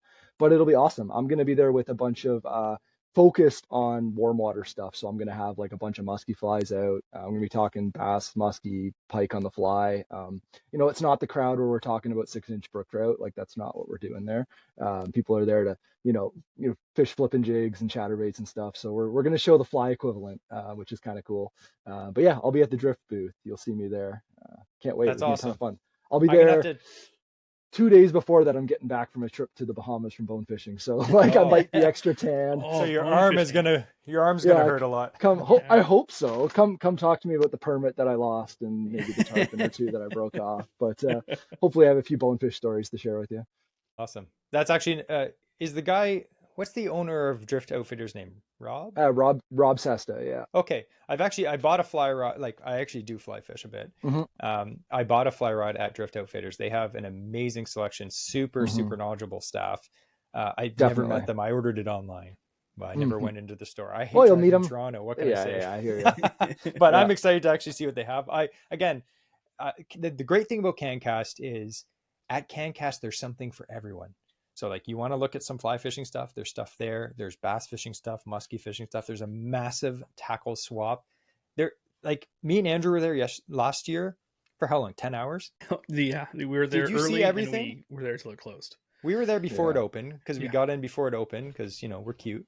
But we were there until it shut down, and I did not see everything. I probably saw 60% of everything and actually stopped to talk. It would have took you days. I was still at the when it was closing. I'm like running around, literally like, my Yeah, last few like dollar bills in the tackle swap section, trying to get like see what else is there. Like, oh, they're putting that away. Like, I never saw that out the whole day. It's yeah, you can walk that place like we do. We walk through both buildings multiple times, Yeah. and every single time we went by, there was something else we didn't see. absolutely. So we're really excited for the show. Again, we're going to give away 2 tickets. The CanCast team has given us a bunch of tickets to give away, so it's fantastic. Now, if you're a good person and you already bought your tickets, because they are going to be doing probably raffles again like they did Mhm. last year when you bought tickets. So they give away thousands That's what I and heard from thousands of Kyle. dollars worth of stuff leading up, and they basically take the code off your ticket. So you probably already have a ticket, but if you win this and you already have tickets, that's fine, because now you can give them to one of your buddies or one of your friends. And maybe even if they don't fish, like we mentioned last week, if they don't fish, this could be the gateway to get them into fishing, and now you have a new fishing friend. It's perfect. Bring your wife, bring your girlfriend, bring your younger siblings, your dad, your mom, whoever. Yeah, and it's worth the drive. I know that's the main question I get asked on Instagram whenever we post something about CanCast, and someone's like, "Listen, I live, an hour and a half away. Is it worth the drive?" I'm like, "Dude, people were driving from legit Ottawa. We had people from Niagara Falls. Like, people were driving hours to get there, and they were like, I'm 100% coming back next year. So please come to CanCast. Wait, You won't regret it. It's cheap to get in, and there is no other place that has so much fishing stuff packed into such a small area, Mm-hmm. and the insanity and the buzz in that building. Bring money though, because you're gonna want it. You're gonna want it. So anyway, I thought we could just quickly do something that we did 2 episodes ago. It's Jesse's little segment called. I was coming up with like some names for this, but if you guys have a suggestion for a name that we would call this segment, which is the segment where I recommend YouTube videos. I asked ChatGPT to come up with some. They were lame, but if you guys can come up with the best one, we'll use that. So make sure to message us your best suggestion of Jesse's YouTube recommendations, because that just sounds lame. But I thought I would give you guys some recommendations for YouTube videos. And as I mentioned a few weeks ago, I watch a lot of fishing YouTube when I'm at work. I'll put it on as I'm working. So I watch everything. Stuff like last time we were mentioning, I was watching a lot of like European, Swedish pike fishing videos, and they're not even speaking English. I'm like, I don't care. It's a great show. What are they saying? I have no idea. Absolutely no idea. All you hear is like them talking in Swedish, and then like every so often an English word will pop through. They're like, Hingen, Hongen, Rapala, Chatterbait. It's like, what? But anyway, that's a terrible thing. But anyway, YouTube recommendations for this week. I have 3 videos to recommend to you guys. Now, we talked a lot about filleting pike last episode. Now, there is an awesome video on how to fillet pike. And the channel, again, I'm going to link all these below in the show notes so you don't have to search them. You can just click on the link. It's a channel called Hooked Up Wisconsin. The guy makes amazing videos. He has probably the best northern pike filleting video I've ever seen. Like, it's professionally filmed. It's a close up. He has diagrams of how the bones look, because like if you don't know exactly where the Y bones are in the fillet, it may be hard for you to understand if you've never seen it. He has like diagrams that show perfectly where they are. It makes so much sense. It's like very educational movie. It has almost 2 million views. Like it's legit. So definitely watch that. Video number 2 is, it's a video that we actually did probably 4 or 5 years ago, before we even had the podcast. It's called Center Pin Steelhead Fishing Basics. And this is like a basic video if you're just getting into it. Kind of describe some of the rods, basic baits, stuff like that, technique. Has like 65,000 views or 62,000 views. It's not bad. And has 1,100 likes. That's pretty good for a video that yeah. Jesse made with a shaved head. So anyway. And then the last video I thought we could talk about is, did you see those videos on TVO Original, the All Too Clear? Mm-hmm. Seen those? Amazing. Some of the best like underwater footage you'll ever see. So it's a TVO Original, and the first episode, start off with number 1. Just start off at the beginning. Episode 1 is called The Last Whitefish. Now, I'm just going to read the description of this video so you can understand. It's very interesting. It's like 45 minutes long, but it's worth it. Like, The put it equipment on. they used to film that was Oh, incredible. Like, it's this is a amazing. production they did. Yeah. So this episode about the whitefish, it has never before seeing footage of spawning whitefish, the eggs hatching, and baby fish struggling to find food, and the adults trying to survive in an ecosystem totally transformed by invasive mussels.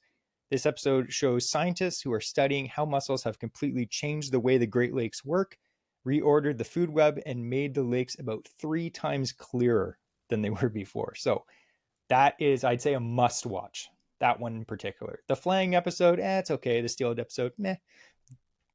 The all too clear one, 100% watch that one. It's super good. So anyway, again, come up with a name for this segment, because me and Andrew, we're done thinking this year. Like, that's why we have guests on, so we don't really have to do a lot of thinking.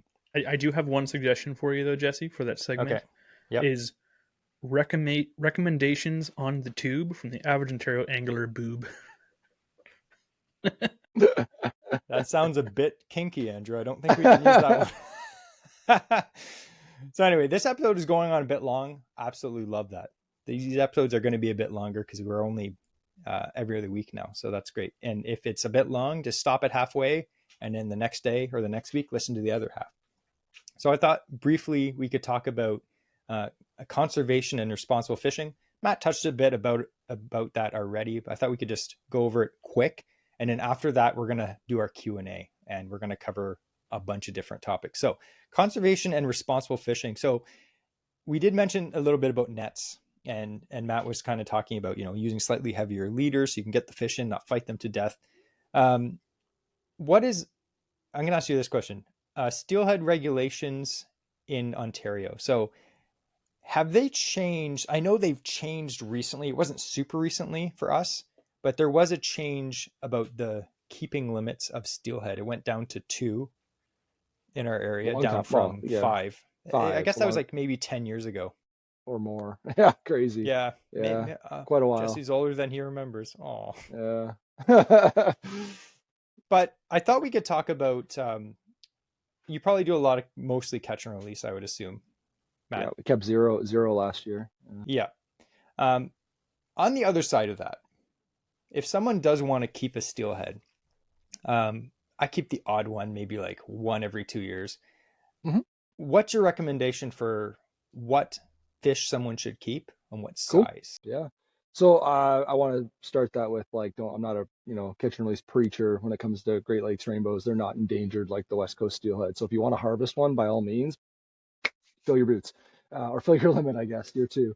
But the big thing with these, yeah, exactly, right. Don't fill your waders. That's too many.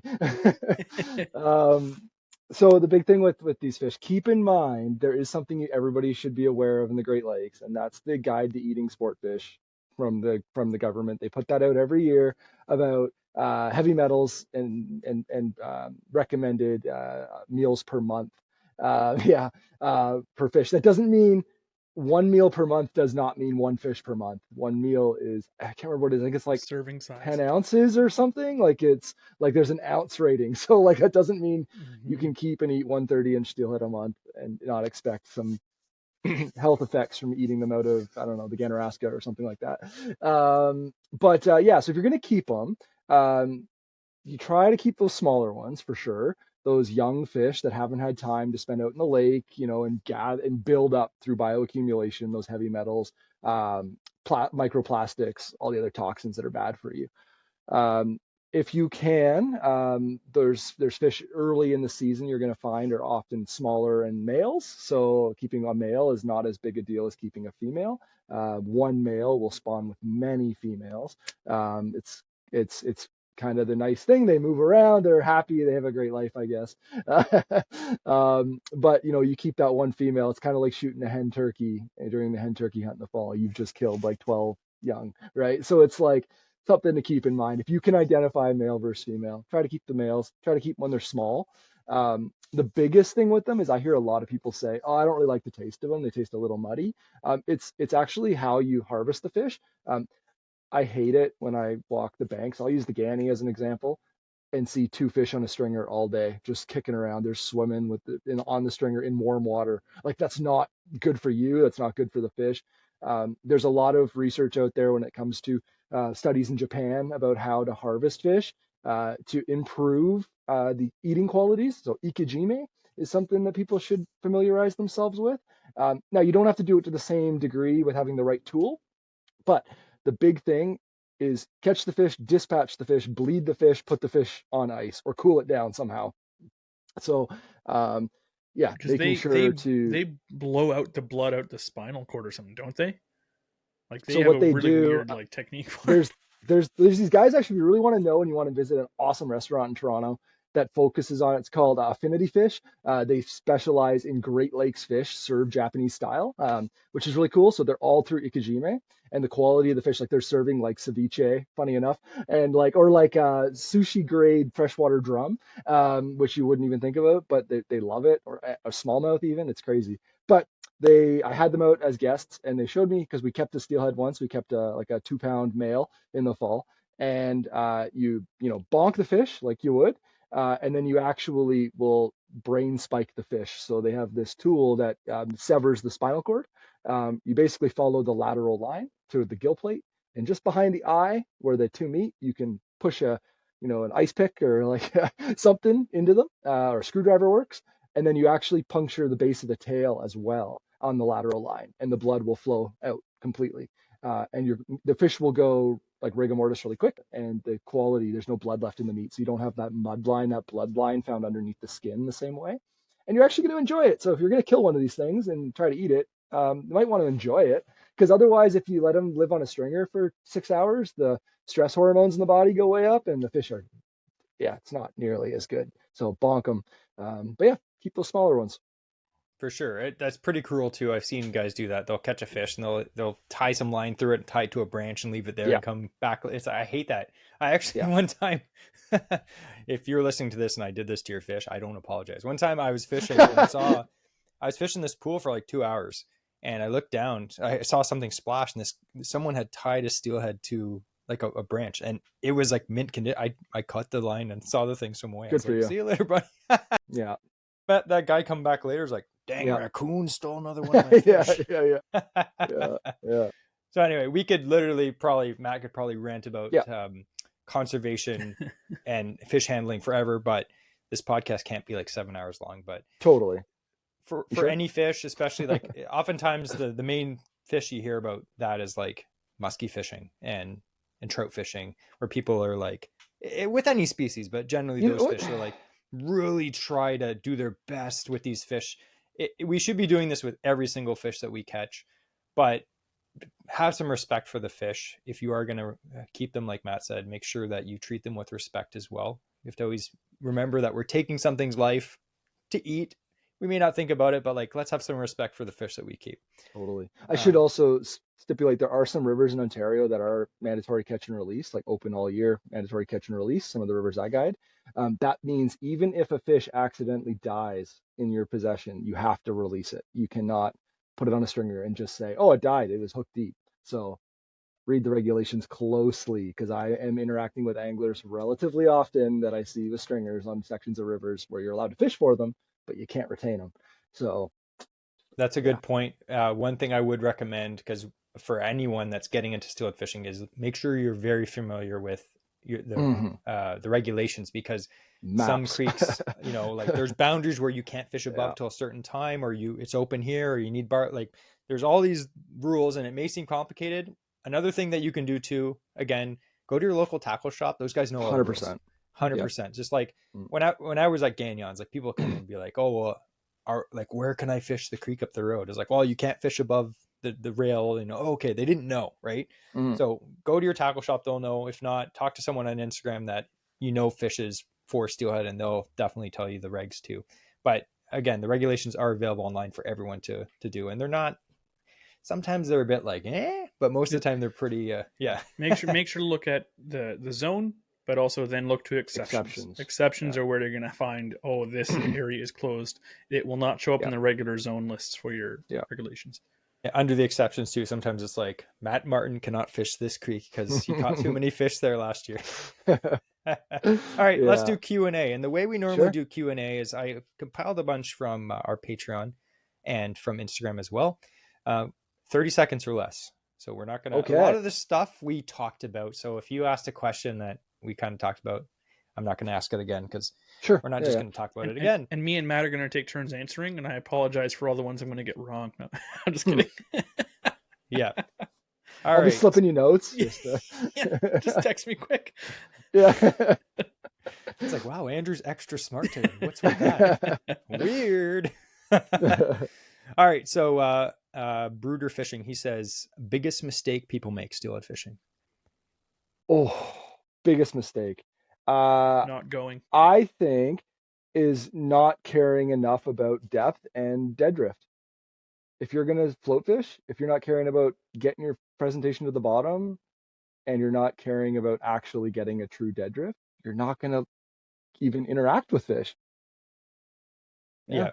I think that's the biggest mistake. That's what I would say myself is you're not getting your bait down to the fish. Yeah. You really have to concentrate on the fact that there is current that's pushing your bait up. So, yeah. Totally. All right. They don't adjust their float enough. Yeah, exactly. Yeah. You should be adjusting for every spot you fish until you find the right depth you're fishing at. All right. Jay Toozy, he asked, this is a good question because if you're probably over the age of like, I don't know, 30, this will really, you'll understand. He said, will vest swag ever come back in style? Oh, I love all the old pins from like the clubs and stuff guys wear. Yeah. Patches too. No. And like, maybe. I mean, wasn't Kanye on the cover of like Drake magazine and like he was wearing a vest in it? You guys know the Drake fly fishing magazine? He was on it. He was wearing like a fly fishing vest standing in some creek. Yeah. So, I mean, if anybody's going to bring it back, it's going to be him. I did wear. Actually, sorry, it wasn't Kanye. It was the Drake. It was Drake on the Drake magazine. That's where it was from. Oh, okay. I was going to say. Yeah. What am I saying? Yeah, Drake. Yeah. Vests, man. I love vests. I actually have them for tiny creeks because I hate carrying a pack, and I like that they keep. Like I love a hip belt for steelhead rivers, but if I have to wade deep and cross creeks, I like to have my stuff dry. So vests are a good tool. Yeah, I think they just kind of fell out of style because hip packs became very popular. Like I have a William Joseph like magnetic nice pack, and I love it. But yeah, it kind of like recenters your hips and stuff after a long day. You're kind of like, and you can only wade like 3 feet deep versus everything getting soaked. So yeah, you know what? Maybe we can all just start wearing our vests and bring it back. We're going to bring it back. Us. You start, Matt. I'll follow you. All right. Here's a question from the Dink Master. He says, what is the best casting rod? Like a bait casting float rod. You ever use one of those? I don't actually use them much. I know they do that in the States. A few of them. So I see one that's, I've had a few guests bring out, I mean, I don't know if they're the best because I personally don't use them. If I'm going to float fish, I'm going to use a center pin. But there's the RPX Spiral Wrapped by Raven. A lot of guys like that. It's pretty cool. I've seen that half a dozen times this year. It's a nice 11.5, I believe, or 12-foot float rod, but made perfectly for a bait caster with lots of guides, and the guides spin around the blank, so the line comes off the tip properly. But there's cheaper options out there, like Shimano Convergence. They make a bait cast like float rod. But best, it's not very popular in this area. Super specialized. I know where they are popular is huge rivers where you can actually pick up line really quick after long drifts. So if you're out on the West Coast and even center pins, this is over 30 seconds, but they can take a little while to retrieve your line. If you're drifting 100 foot every time, it can take a little while between casts. Yeah. You're just like shorten your drifts up. 1-to-1, you're just smacking the reel. Yeah, exactly. Yeah, I could see that like having like a 11-foot Niagara light action with like a 8-to-1 bait casting reel. You could just bring in the line. Honestly, I've seen it a few times, but it's pretty rare around here. Oh, all right. Here is another question with a guy named Alex. He says, "How often do you have a guided trip that ends without a fish to hand?" Okay, so great question. Last year, I don't count days. I don't count musky days that are skunks. And I don't count spay fishing days for steelhead as skunks. Have not got skunked for 2.5 years.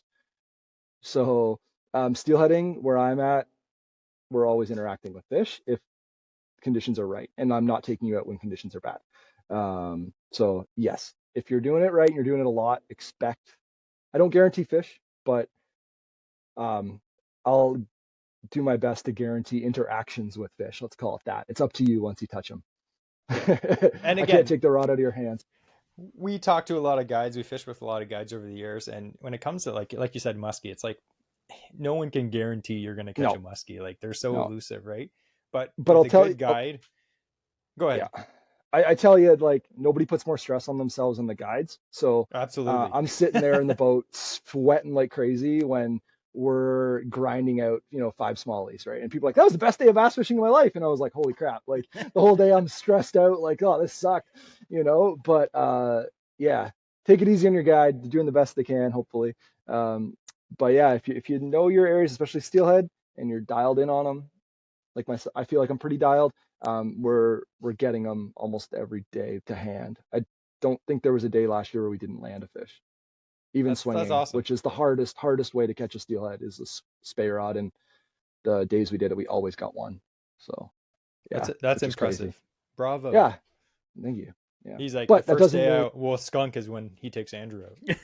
out.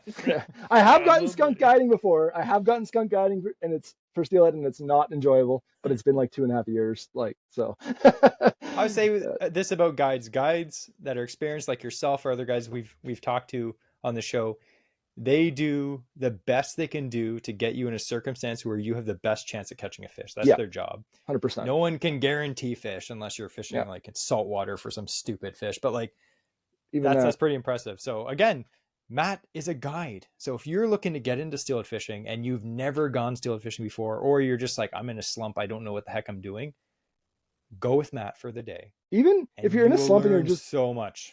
the amount of people that message me when they're in a slump and they're just like, I don't know what I'm doing wrong, and I'll be like, the flows are way off. There's no fish in the river. Like I can just tell you like that, no problem. Free info is available sometimes. But just send a message. Sometimes messages go to your request folders and you don't see them. I'm not ignoring you. I apologize. Just keep sending them away.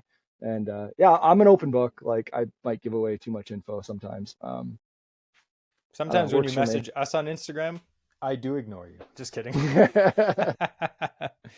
That's good though. But yeah, it's great having guides on the podcast, and a lot of the guides that we've had in the past, they're people that we know or we fished with before, and we highly recommend them. We have not fished with Matt, but just looking We at will. his yeah, we will hopefully We soon. got we got a day on the calendar. Yeah. Maybe Hey, even that was another one to supposed go to be a steelheading. surprise. Shit. Just kidding. Oh. But it's not steelhead. Beep. Yeah. Yeah, but definitely like all the guides will get you in the best chance of catching a fish. And we always recommend to people like maybe you can't afford to go with a guide every year. That's Mhm. that's totally fine. But Mhm. if you're trying to learn something, like I'm more than happy to go with a muskie guide because it shortens your learning down like so much right Totally. away. And if I was just getting into steelhead fishing, 100% I'd be like, I need Yeah. to go with a guide. And those first like few days times you go with a guide, you will learn what it took me 3 years to learn in like one day. I guarantee Yeah. that, because For it's sure. slow Yeah. learning it by yourself. The most valuable thing too with the guide that we've been fortunate enough to be with a few different ones now, and it's catching a fish with the guide is great when they get you on fish, and that's awesome, and that's the fun part of the day. But the Yeah. most valuable thing you get is their experience and knowledge, and you take that everywhere after with you. If you can focus Exactly. on and work on getting that is the most value you get for paying for a guided service. One thing Absolutely. I always remind people of is you don't hire a guide to catch the fish or don't hire a guide for their spots, but hire them for what you're going to learn and take away. Because like what I'm teaching you on this river, on this section, I float a lot. I would not really appreciate if you dump your canoe down in front of me every day for the rest of my season. But Dang you know it. what I mean? But the stuff you learn can be replicated elsewhere. Right. Absolutely. Yeah. And yeah, so that's a big thing is my goal is to be a teacher, not just a net man. Like I like netting fish. That's the best part of my job for sure. But if I have a day where I'm getting a guest that's never caught a steelhead and we start out with me pretending I'm a steelhead and just head shaking and telling them when to reel and then working them into their drift, and then a couple hours into the day, wow, they actually hook one and lose a couple. Wow, great. And then the end of the day they get one. That bear hug you get is it's the best. Like, so I'm a teacher first, net man second. Don't feel bad about losing fish with me. I'm used to it. And that's awesome, because there's lots of guys out there. A lot of the ones Mhm. that we've talked to, I fish with, that is how I would describe them. They're very good teachers. And like we always say this whenever I fish with a guide. I'm like, hey, I'm not a moron. I know how to fish, but tell me what I'm doing wrong. Like, tell me Totally. like Yeah. tips. Like, and like I Yeah. always say, like the best one that came to my mind. I was fishing with Travis, Gorth Fishing Guide for Muskie, and I fish fast. Andrew fishes slow. He's good. I'm a fast reeler, and I'm fishing like in December for muskie, and he's like, slow down. Burning bucktails. I was like, okay. And I was Yeah. fishing slow, but we had to go Yeah. so So slow. It so was like slow. December, right? And he's like, Yeah. slow down. And he kept like reminding me all day. And the whole day he was like giving me tips, like, oh, Yeah. if you stand like this, it's a little bit better. I'm like, oh, I never thought of that. Yeah. Little stuff like that, it makes a huge difference in the long run. All right. Sweet. We have one thing I wanted to add about last week's or last episode, I guess we could say, about the cooking fish that we had with Len, which was a great episode. Send us messages about the episode. Tell us what you liked about them, because I get that all the time. I'm going to start reading them on the next episode. So I got a message from a guy named Timothy, and he actually sent me kind of a little recipe I thought I'd share with everyone because it sounds amazing. So this is what he said. He said he tried a new fish cooking thing where you beer batter them, then you crush dill pickle chips and roll the fish in it, and then you fry it.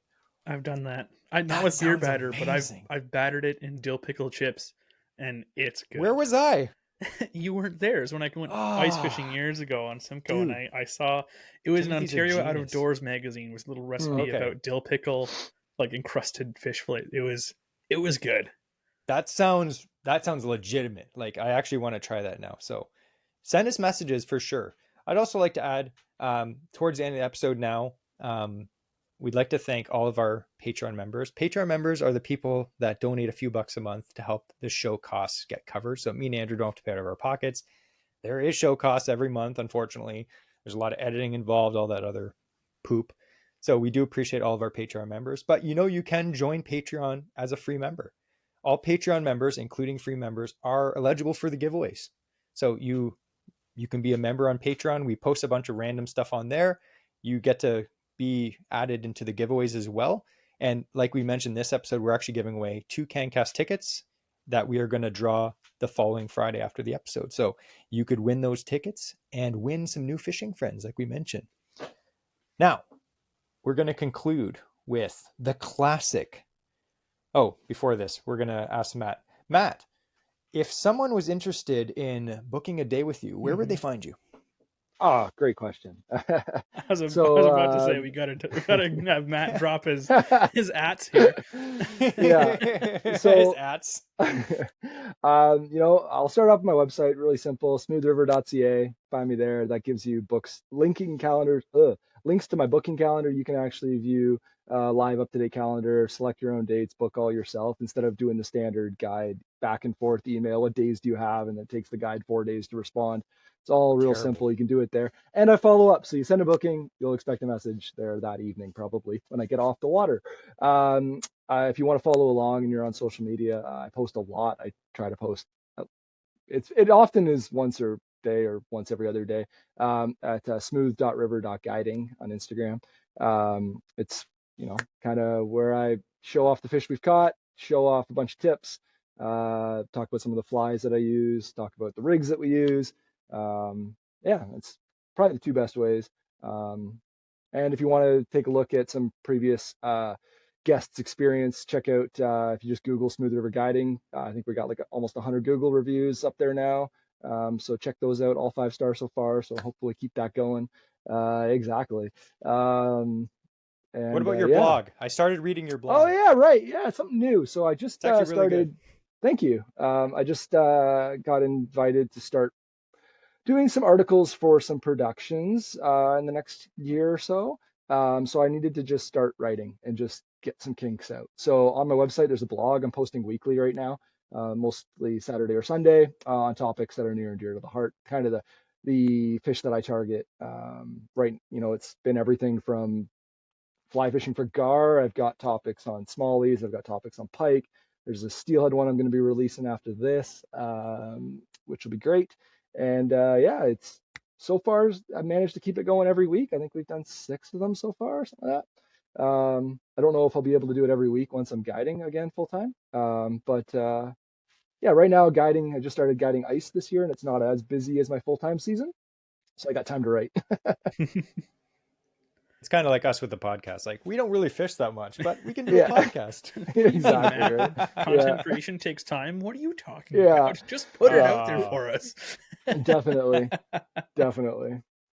So anyway, if we're going to link all that below in the show notes, so definitely check out Matt's stuff. If you want to book a day with him, definitely check it out. Make sure you say that we sent you so that he knows that Definitely. him I love recording this hearing podcast that. is worth something. But absolutely fantastic for sure. We really appreciate all the tips. And again, My pleasure. we've done a few Steelhead episodes. This one was a little more intense, which I actually like. So I'm going to link below other Steelhead episodes. If you're just getting into the sport, you can check those out as well. We have one last thing that we do every episode. What is that, Andrew? It is the quote of the week. And this week we have the quote from Matt Martin. On the spot. Brutal, Andrew. How dare you? I can ramble for another 10 seconds if you want to think of something. I got it. Steelhead are hard. Time on the water solves all your problems.